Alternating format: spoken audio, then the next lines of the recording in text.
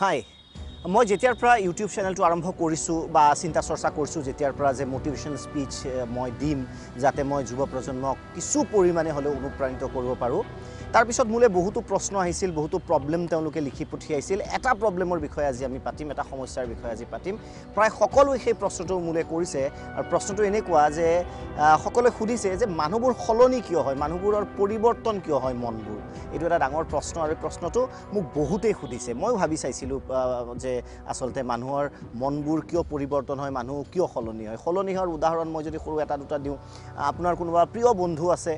প্ৰিয় বন্ধুৰ সৈতে আপোনাৰ খুব ঘনিষ্ঠ সম্পৰ্ক হঠাৎ সেই বন্ধুজনে কিবা এটা ভাল সুবিধাজনক স্থিতি পালে লগে লগে আপোনাৰ প্ৰতি তেওঁৰ যিটো ব্যৱহাৰ সেইটো সম্পূৰ্ণ সলনি হৈ গ'ল আপোনাৰ গুৰুত্ব কমকৈ দিয়া হ'ল আপোনাৰ প্ৰতি সেই সন্মান সেই মৰম ভাৱটো নৰখা হ'ল গতিকে সলনি হৈ গ'ল ঠিক তেনেকৈ আপুনি কাৰোবাক উৎসাহ প্ৰদান কৰিছে তেওঁ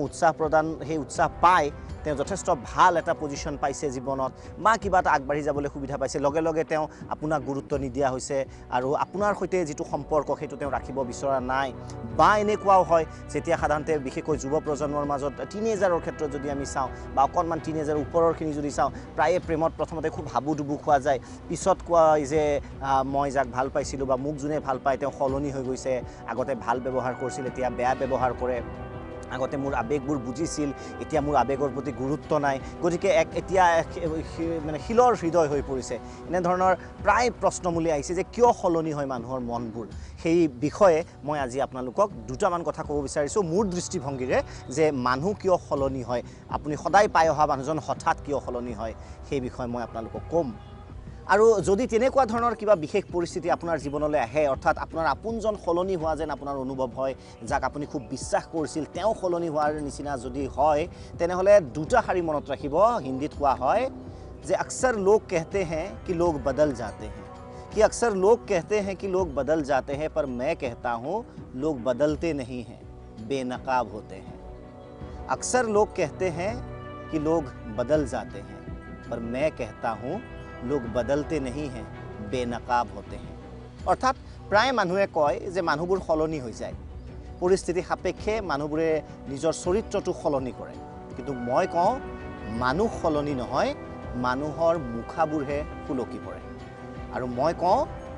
যে মানুহৰ মুখাবোৰহে সুলকি পৰে অৰ্থাৎ এই বিষয়টো মই অকণমান বিস্তৃতভাৱে আপোনাৰ সৈতে কথা পাতিব বিচাৰিছোঁ এতিয়া এই বিষয়টোৰ পৰা আপুনি বুজিলে কি কথাটো একেবাৰে স্পষ্ট যে মানুহ সলনি নহয় মানুহৰ স্বৰূপটোৰ পৰিৱৰ্তন নহয় মানুহে কেৱল কেতিয়াবা অভিনয় কৰি এখন মুখা পিন্ধি থাকে আৰু বিশেষ পৰিৱেশত সেই মুখাখন খোল খাই যায় বুজিলেনে কথাটো স্পষ্ট কৰিবলৈ মই উদাহৰণ এটা দিব বিচাৰিছোঁ কিছুমান এনেকুৱা বীজাণু থাকে যেতিয়ালৈকে সেই বীজাণুটোৱে প্ৰতিকূল পৰিৱেশ নাপায় ইয়াৰ ফেভৰেবল যদি আমি চাওঁ এনভাইৰনমেণ্টটো নাপায় তেনেহ'লে ই কাৰো ক্ষতি কৰিব নোৱাৰে অৰ্থাৎ ই নিৰ্জীৱ পদাৰ্থৰ নিচিনা জড় পদাৰ্থৰ নিচিনা বিহেভ কৰিব আৰু আমি তাৰ অস্তিত্বই ধৰিব নোৱাৰিম যে এই বীজাণুটো আছে নে নাই কিন্তু যেতিয়াই প্ৰতিকূল পৰিৱেশ পাব অৰ্থাৎ ই যেনেকুৱা ধৰণৰ পৰিৱেশ বিচাৰে তেনেকুৱা ধৰণৰ যেতিয়া সেই পৰিৱেশ পাব লগে লগে সেই বীজাণুটোৱে নিজৰ স্বৰূপ দেখুৱাই দিব অৰ্থাৎ আমাক আক্ৰমণ কৰিব আৰু সেই বীজাণুৰ আক্ৰমণৰ পৰা আমাৰ বেমাৰ হোৱাটো প্ৰায় নিশ্চিত অৰ্থাৎ যেতিয়া বীজাণুটো নিষ্ক্ৰিয় অৱস্থাত আছিল অৰ্থটো এইটো নাছিল যে সি বীজাণুৱে নাছিল সি বীজাণু আছিল কিন্তু প্ৰকৃত পৰিৱেশ পোৱা নাছিল বাবে সি নিজৰ স্বৰূপটো দেখুৱাব পৰা নাছিল ঠিক তেনেকৈ যদি কোনোবা মানুহ সলনি হোৱা বুলি আপোনাৰ ধাৰণা হয় বা আপোনাৰ মনত দুখ আহে আপোনাৰ মনত কেতিয়া আবেগিক হৈ পৰে আপুনি যে মানুহজন সলনি হ'ল আচলতে মানুহজন আচলতেই তেনেকুৱা আছিল কিবা এটা কাৰণত বিশেষ স্বাৰ্থৰ বাবে আপোনাক ভাল লগাবলৈ সেই মানুহজনে অভিনয় কৰিছিল এখন মুখা পিন্ধি ভালৰ এটা আৱৰণ লগাই আৰু যেতিয়াই প্ৰতিকূল পৰিৱেশ পাই গ'ল মানুহজনে আপোনাৰ সহায়ৰ প্ৰয়োজন নোহোৱা হৈ পৰিল আপোনাৰ মৰম ভালপোৱা আপোনাৰ আবেগৰ প্ৰয়োজন নোহোৱা হৈ পৰিল মানুহজনৰ মুখাখন খোল খাই গ'ল আৰু আচল স্বৰূপত আহিল অৰ্থাৎ মানুহজন সলনি নহ'ল মানুহজন তেনেকুৱাই আছিল মুখাখনহে খোল খালে গতিকে কেয়াৰ নকৰিব যদি কোনোবা সলনি হৈ যোৱা যেন আপোনাৰ অনুভৱ হৈছে আপুনি সময় নষ্ট নকৰিব প্ৰায় আমি সময় নষ্ট কৰোঁ ভাবি ভাবি মানুহজন কিয় সলনি হ'ল, মই কিবা ভুল কৰিলোঁ নেকি, মোৰ কিবা ভুল আছিল নেকি, মই তেনেকৈ ক'ব নালাগিছিল, মই মৰম কৰা কমাই দিলোঁ নেকি যাৰ বাবে সি সলনি হৈ গ'ল। এনেকুৱা বহুত কিবা কিবি ধাৰণা আপোনালোকৰ মনত আহি থাকিব পাৰে। একেবাৰে সেই ধাৰণাবোৰ নানিব, কাৰণ ভুল আপোনাৰ নহয়। সদায় আপুনি নিজকে গিল্টি ফিল কৰি থাকিব, আপুনি নিজকে দুখী অনুভৱ কৰিব যে আপুনি হয়তো 100% দিব পৰা নাই কিবা এটা ৰিলেশ্যনশ্বিপত, যাৰ বাবে এনেকুৱা এটা পৰিৱেশ হৈছে। গতিকে সেইটো নাভাবিব। সেই মানুহজনৰ স্বৰূপটোৱে তেনেকুৱা আছিল, সি নিজৰ স্বৰূপটো দেখুৱালে, ইয়াত আপোনাৰ একো ভুল নাই। So' don't care about those silly things in your life.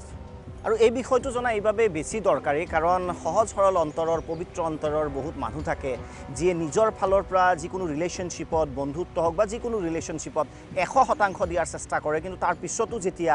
Opposite পাৰ্টিজন অৰ্থাৎ অন্যজন যিজন সন্মুখত থাকে তেওঁ যদি সলনি হৈ যায়, বহুত দুখ অনুভৱ কৰে। দিনে ৰাতিয়ে তেওঁ ট্ৰেজেডি থাকিব যে কিয় সলনি হৈ গ'ল। তেওঁ নিজে নিজক দুখী অনুভৱ কৰি নিজে নিজক দুখ জাপি দিয়ে, মোৰ বাবে ভুল হ'ল নেকি, মোৰ ক'ৰবাত ভুল হৈ গ'ল, মোৰ বাবে তেওঁ সলনি হৈ গ'ল, মই হয়তো এইটো কৰিব নালাগিছিল, মই সেইটো কৰিব নালাগিছিল, মই এনেকৈ ক'ব নালাগিছিল। গতিকে নিজৰ ওপৰতে দুখ দি দি এটা বহুত ভাৰাক্ৰান্ত হৈ পৰে গোটেই মনটোত। গতিকে আপুনি ভাৰাক্ৰান্ত নহ'ব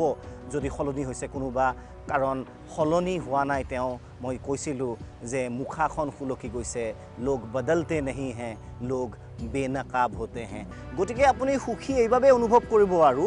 কাৰণ যিমানেই দিন গ'লহেঁতেন সেই মুখা যদি আপোনাৰ সন্মুখত থাকিলেহেঁতেন আপুনি আৰু কষ্ট অনুভৱ কৰিলেহেঁতেন পিছত। গতিকে সময় থাকোঁতে মুখাখন খোল খাই গ'ল, আৰু মানুহজন অৰিজিনেলি কি আছিল সেইটো আপুনি গম পাই গ'ল। গতিকে আপুনি আনন্দ উপভোগ কৰক। গতিকে ভবাটো নাছিলোঁ এনে কিয় হ'ল, এই জাতীয় গান শুনক, আনন্দৰ বাবে শুনক, কিন্তু এই জাতীয় গান শুনি ট্ৰেজেডি ফালি থকাৰ কোনো প্ৰয়োজন নাই। নতুন নতুন গান শুনক, জীৱনক আনন্দ দিয়াৰ গান শুনক, আৰু আপোনাৰ কেৰিয়াৰৰ বাবে যিটো গুৰুত্বপূৰ্ণ, যিটো লৈ আপুনি সুখী হয় সেইবোৰ কৰক। আকৌ কৈছোঁ যে পুনৰ মূৰ নঘমাব যে কোন সলনি হৈ গ'ল, কিয় সলনি হৈ গ'ল, কাৰণ কোনো সলনি হৈ নাযায়। কেৱল মুখৰ আঁৰৰ মুখাখন খোল খাই, লোক বদলতে নেহি হে, বেনকাব হতে হে। গতিকে কোন কিয় পৰিৱৰ্তন হৈছে সেই ধূসৰ ছবিৰ মাজত নিজৰ জীৱনৰ অমূল্য সময়বোৰ, আনন্দৰ যি মুহূৰ্তবোৰ, সেইবোৰ অপব্যয় নকৰিব। মোৰ পিছফালে আছে সূৰ্য, কিন্তু মোক আপুনি মনিব পৰা নাই, ছায়া মায়া হৈ আছে মোৰ গোটেই শৰীৰ, আপুনি মোক স্পষ্টভাৱে ধৰিব পৰা নাই। কিন্তু ইয়াৰ অস্তিত্ব এইটো নহয় যে মই নাই, মই আছোঁ, কিন্তু সেই পোহৰে মোক ঢুকি পোৱা নাই বাবে আপুনি এন্ধাৰ দেখিছে। গতিকে যেতিয়াই পোহৰ আহিব মোৰ অস্তিত্বটো আপোনালোকে উপলব্ধি কৰিব পাৰিব। ঠিক তেনেকৈয়ে যেতিয়া মানুহে এটা আৱৰণ পিন্ধি ৰাখে, মানুহজনৰ অস্তিত্বটো নোহোৱা নহয়, কিন্তু মানুহজনক আমি পোহৰ নোপোৱাৰ বাবে আমি দেখা পোৱাত অসুবিধা পাওঁ, আৰু যেতিয়াই আমি দেখা পাওঁ তেতিয়াই সেই ভয়াৱহ স্বৰূপটো ওলাই পৰে। গতিকে আপুনি এতিয়াৰ পৰা যদি কাৰোবাৰ সৈতে আত্মীয়তা গঢ়িব বিচাৰে, কাৰোবাক বিশ্বাস কৰিব বিচাৰে, নিশ্চয় বিশ্বাস কৰিব লাগিব, আত্মীয়তা গঢ়িব লাগিব, কাৰণ এই সম্পৰ্কবোৰে, বিশ্বাসবোৰে জীৱনটো সুন্দৰ কৰি তোলে, অপূৰ্ব কৰি তোলে। কিন্তু যেতিয়া আপুনি আত্মীয়তা গঢ়ি তুলিব, বিশ্বাস যেতিয়া গঢ়ি তুলিব, কাৰোবাৰ বিশ্বাস কৰিব, আপুনি এটা কথা মনত ৰাখিব যে মানুহজন প্ৰকৃত মানুহ নে মুখা পিন্ধা এজন মানুহ। সেই যি মুখ আছে সেই মুখৰ আঁৰত আৰু এটা কিবা মুখা লুকাই আছে নেকি, সেই বিষয়টো আপুনি অতি সূক্ষ্মভাৱে চাব, কাৰণ মুখৰ আঁৰৰ যেতিয়া মুখা খুলি যাব তেতিয়া মুখা খুলিব আনৰ, হৃদয় ভাঙিব আপোনাৰ, হৃদয় ভাঙিব নিদিব। ই এক অমূল্য উপহাৰ প্ৰকৃতিৰ, ইয়াক সযতনে আপুনি ৰাখক। ইয়াৰ জৰিয়তে, হৃদয়ৰ জৰিয়তে পৃথিৱীখনক উপলব্ধি কৰক, আৰু মৰমৰ আৱৰণ, ভালপোৱাৰ আৱৰণ চকুত পৰাৰ আগতে সেই মানুহজনক সূক্ষ্মভাৱে পৰ্যবেক্ষণ কৰি আচল মুখ নে মুখা পিন্ধি আছে আপুনি বিশ্লেষণ কৰি উলিয়াই চাব। আপোনাৰ বাবে তেতিয়া সম্পৰ্কটো আগবঢ়াই নিয়াত সহজ হ'ব। আৰু যদি ভুলক্ৰমে আপুনি কাৰোবাক বিশ্বাস কৰিছে, কাৰোবাৰ সৈতে আত্মীয়তা গঢ়িছে, আপুনি যদি আঘাত পাইছে, তেনেহ'লে আপুনি দুখ নকৰিব যে মানুহজন সলনি হৈ গ'ল। মই আৰম্ভণিতে কৈছিলোঁ যে মানুহ সলনি নহয়, মুখৰ আঁৰৰ মুখাবোৰ সুলকি পৰে, লোক বদলতে নেহি হে, বেনকাব হতে হে। গতিকে আপুনি আনন্দ কৰক এই মুহূৰ্তত যে আপুনি সফল হ'ল মুখৰ আঁৰৰ এখন মুখা খুলি দিবলৈ। জীৱন এনেকৈ হয় অনুপম। Thank U.